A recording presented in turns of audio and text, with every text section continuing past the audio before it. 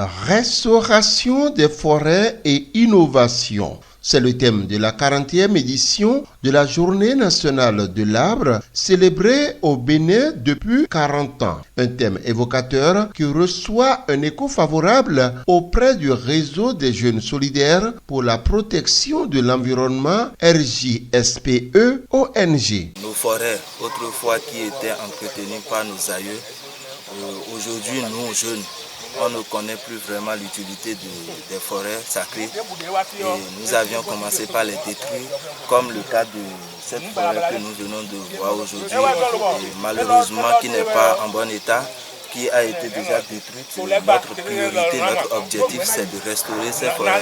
Et pour restaurer de façon durable les dites forêts en voie de disparition, le choix des espèces à y introduire reste l'une des étapes cruciales de la réussite de cette opération. Nous avons apporté comme ça pour cette aire protégée de la forêt sacrée de Poison, nous avons apporté des plants comme le wapaka, le outil en fond, nous avons apporté les céibas, nous avons apporté de l'iroko, donc beaucoup plus de plantes autochtones, un peu de mélina pour faire la limite avec les autres parcelles environnantes, histoire d'éviter que les morcellements et les incursions dans la forêt sacrée ne se produisent. Les arbres fruitiers, ça appelle les enfants dans la forêt.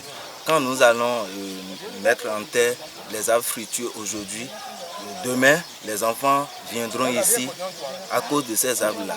Comme ce n'est pas des arbres fruitiers, ça n'attirera pas l'attention, la curiosité des enfants à venir dans la forêt. Et je pense que ça va les chasser aussi parce qu'ils vont voir que c'est des arbres, comme on le dit, des vaudoutines. Donc ils ne vont pas s'intéresser à les détruire. Vous voyez, le monde a changé et que... En temps, vous voyez, autour de moi, il y a des personnalités, des personnages d'un certain âge. Et que les autres, dans leur temps, ils savent que la forêt sacrée, comme le dit son nom, c'est sacré. Mais les enfants d'aujourd'hui sont tellement curieux qu'ils aiment aller profaner, on va aller voir ce qu'il y a dedans.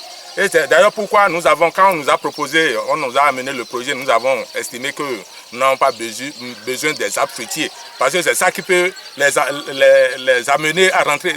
Une forêt sacrée est une forêt sacrée.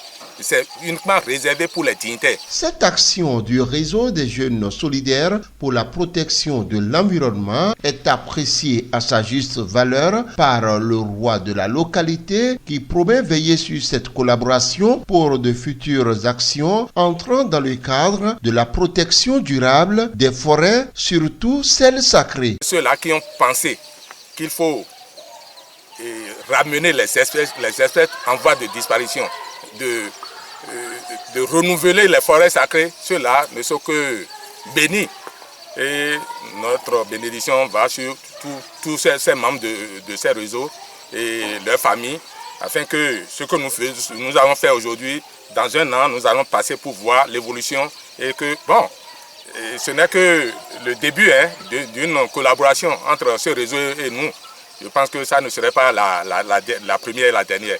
Nous avons de belles choses là devant nous à réaliser. Faire de bonnes choses passe par la protection durable de nos forêts. Le réseau des jeunes solidaires pour la protection de l'environnement entend jouer sa partition pour une protection durable des forêts en République du Bénin. Et déjà, d'autres actions allant dans le cadre de la protection durable des forêts sont prévues les jours, mois, années à venir.